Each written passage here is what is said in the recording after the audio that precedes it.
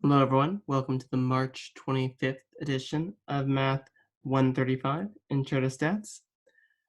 So today we'll have a lecture, and your job will be to take notes on it and then upload those notes as proof that you have engaged with the material today. And then there'll be a worksheet due on Friday, which is already posted on Moodle. So feel free to work on that ahead of time if you want. So today we are going to talk about confidence intervals. So let's move on over there now.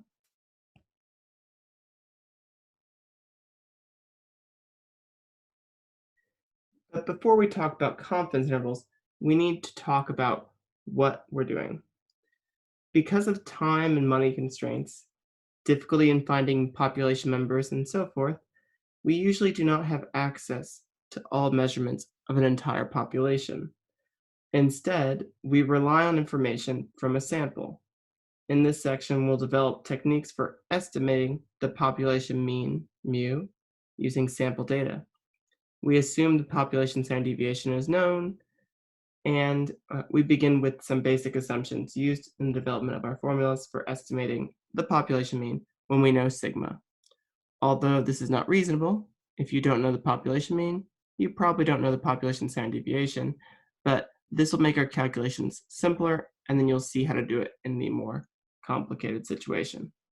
So before we begin, we're going to have some assumptions about our populations today, some of which I've already mentioned. We're going to suppose that we're drawing random samples of size n from the population. We know the standard deviation of the population. If the population is normal, then our method will work for any sample size.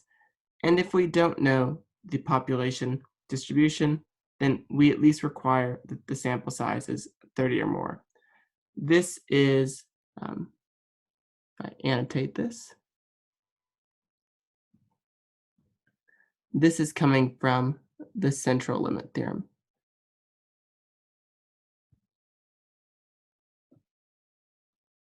So that's why we can still assume that the sample mean is normal as long as our population is big enough. All right. So let me remove this annotation and we'll continue. So before we do that, let's define what a point estimate is. A point estimate is an estimate that uses a single number. You know examples of this. An example is the sample mean.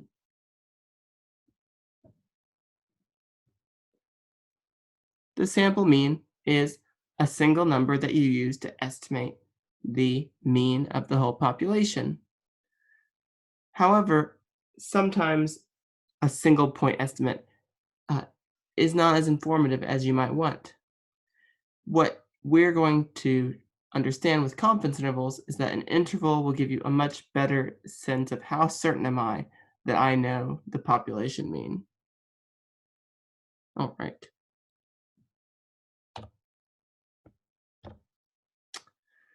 So what we call the margin of error is the magnitude of the distance between our point estimate and the actual population mean. In general, we want the margin of error to be as small as possible. Obviously, you want your data to be as close to the actual truth as possible. However, we actually don't know the population mean, therefore we can't know for certain what the margin of error is. But we would like it to be as small as possible. So in order to develop a method that helps us understand, okay, I'm going to bound the size of the margin of error, probably, we need to have a couple definitions. And the first definition is the critical value, ZC.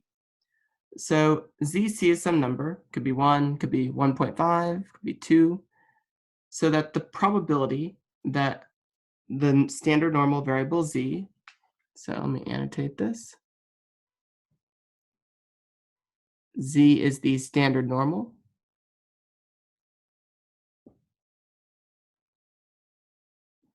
the probability that the standard normal is between negative ZC and ZC should be C. So C is a probability.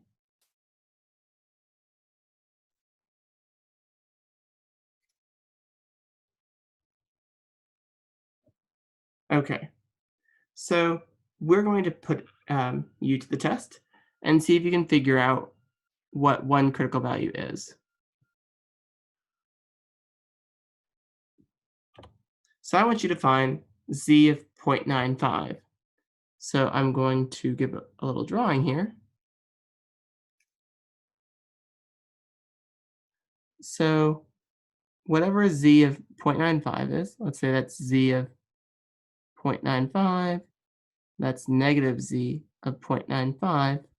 We know that the area in the middle here is 0.95. So I want you to think about how much area are in the two tails. Okay, now that you've had a chance to think about it, we know that if 95% of the area is in the middle, 5% of the area must be in the two tails. Therefore, 2.5% of the area must be in the right tail, and 2.5% of the area should be in the left tail.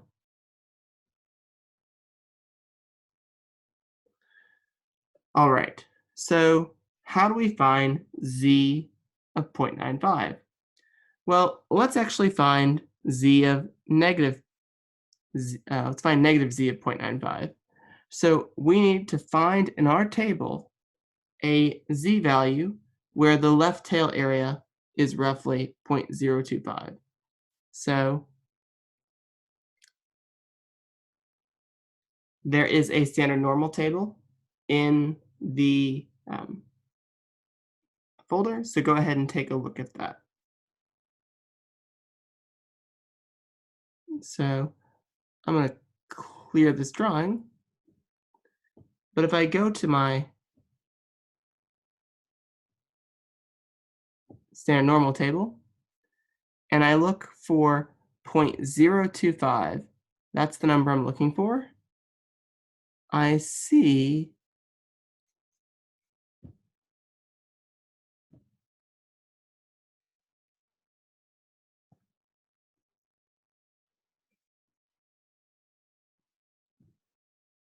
that 0.025 should be roughly here. And if I look, I see this occurs at precisely 1.96 or negative 1.96. So if I go back to this other side and I redraw what we did before, what we have found is that from negative 1.96 to 1.96, this has 0.025 area, this has 0.95 of the area, and the right tail has 0.025 of the area. And so that tells us that this value is 1.96.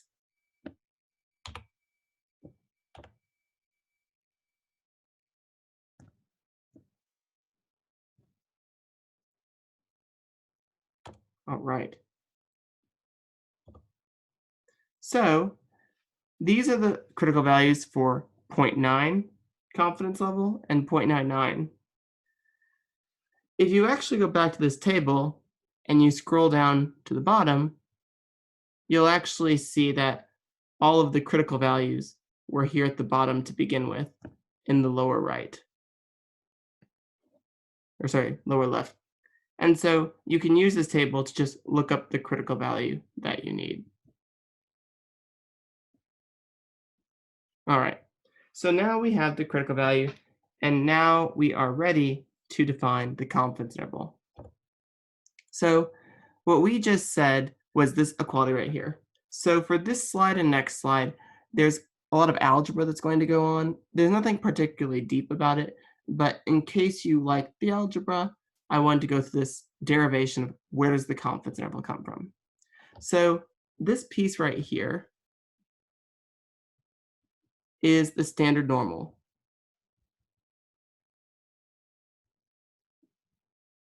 That's the z-score, essentially. And if I do a little algebra, that is, I multiply through by sigma over root n, I get this next line. Okay, let's clear the drawing. And E is what we call the maximum margin of error. And so if I do a little work, I get the following for the confidence interval. So this inequality that you see at the bottom. And we know the probability that the mean is between x bar minus c and x bar plus c is c, which we call the confidence level. This is the confidence level. All right. So we're going to go through a few examples to understand how do I interpret the confidence level.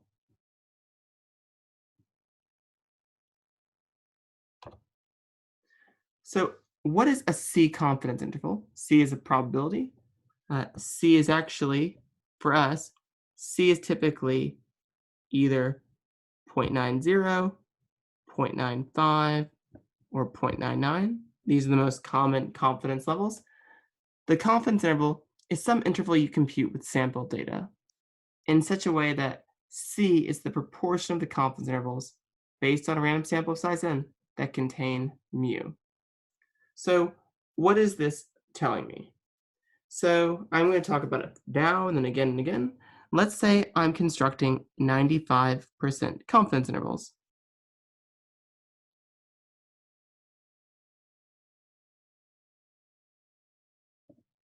For average height of men.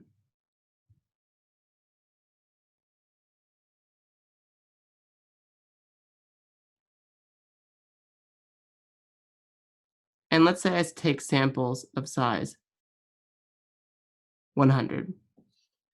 What this is telling me is that I'm going to take a sample of size 100 and construct the 95% confidence interval. I take another sample, a different sample of size 100, and I create the 95% confidence interval. I do this again and again and again and again and again.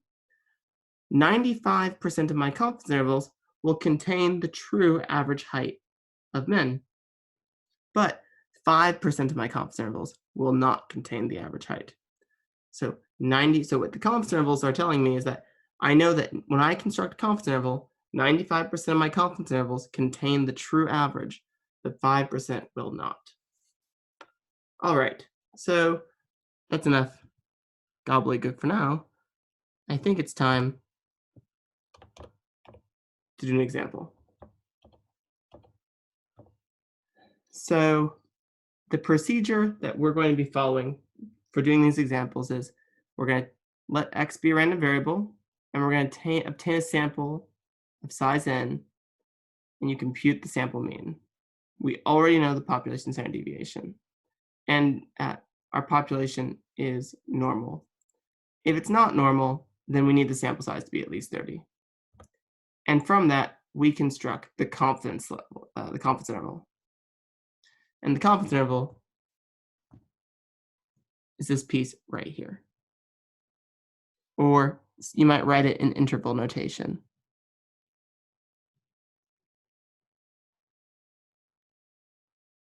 Okay, that's the confidence interval. And we'll talk about how we interpret that in just a second. Okay, so let's show you a little pictographic graph of what confidence intervals look like, and then we will do our example. This is what happens with confidence intervals.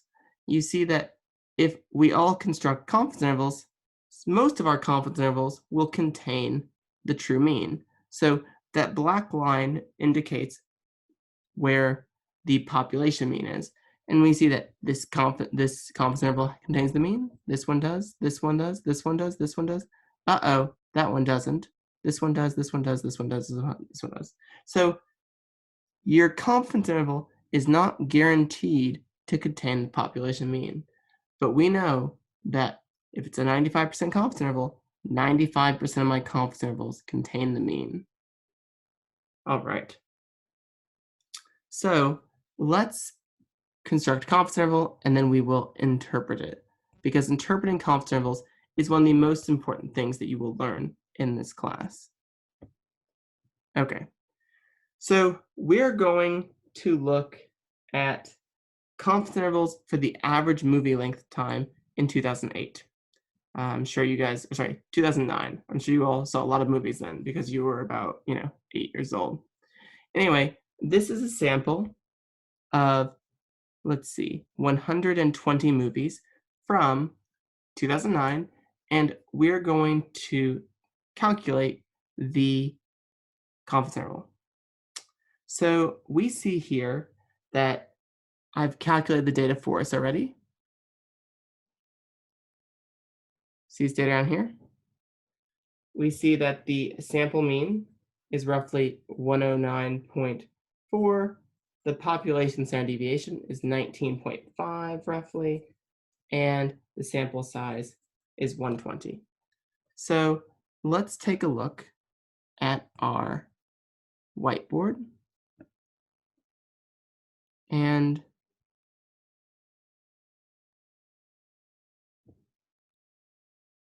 compute. So what we're going to do is we're going to compute a 90% confidence interval. So we use CI for confidence interval for the average movie length in 2009. Okay, so we've computed everything that's important. We have X bar is 109.4 minutes. We know the population standard deviation is 19.5 minutes, and our sample was size 120. So E is equal to our critical value times the standard deviation of the population over root n. So if I look at my table of our standard normal, we see that the 90% confidence level is right here. So the critical value is 1.645.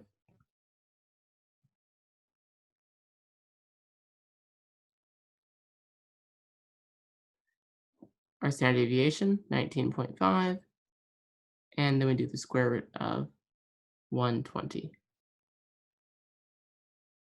And what we get is the maximum margin of error is roughly 2.93.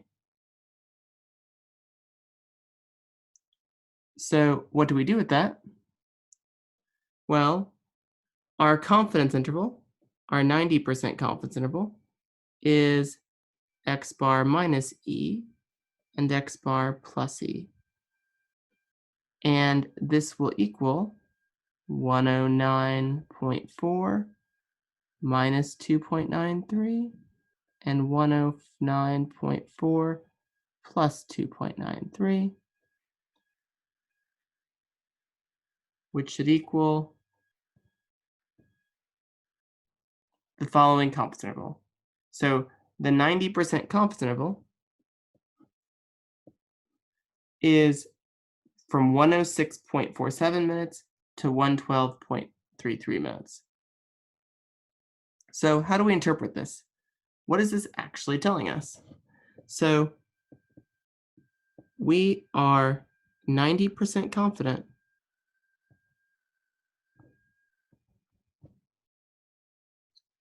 that the average movie length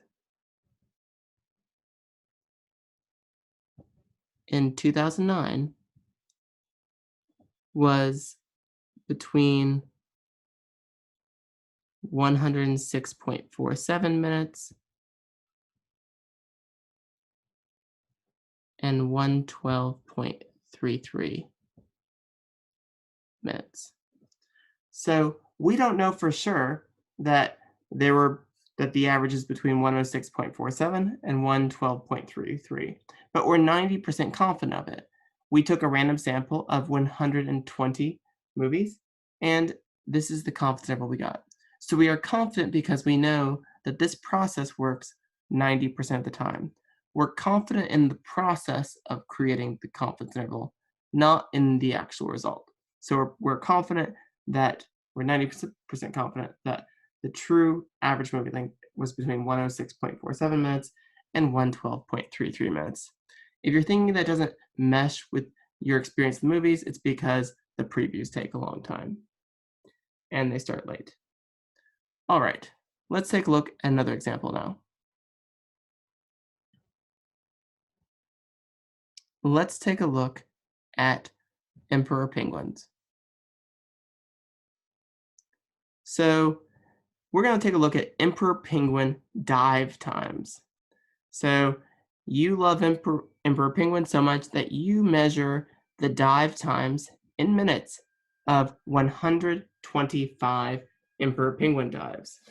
So we see that the average dive time in our sample is 7.31 minutes. Our population standard deviation is 4.06 minutes, and our sample size is 125. So let's go back to our workspace.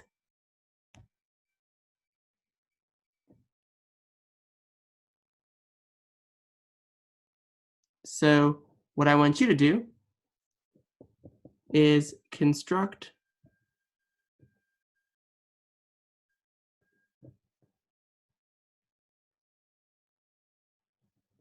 a 95% confidence interval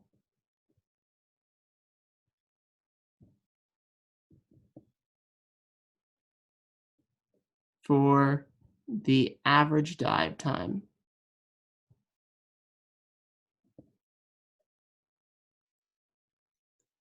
of the emperor penguin.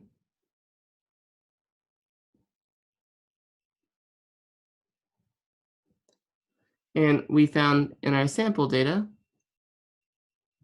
the following.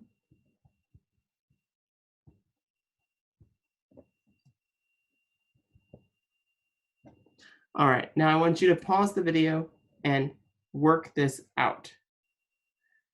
I'll give you the answer and the interpretation, but I want to see the work in your notes of how you actually calculated the confidence interval. So pause the video and work this confidence interval out. All right, you should have gotten that the 95% confidence interval is from 6.6 minutes to 8.02 minutes. Go back and work it out if it didn't work out for you, and ask me questions in class if it still doesn't make sense. So let's interpret this confidence interval because the interpretation is more important than the actual construction of it. So what this says is we are 95% confident that the average emperor penguin dive time is between 6.60 minutes and 8.02 minutes. We don't know for sure.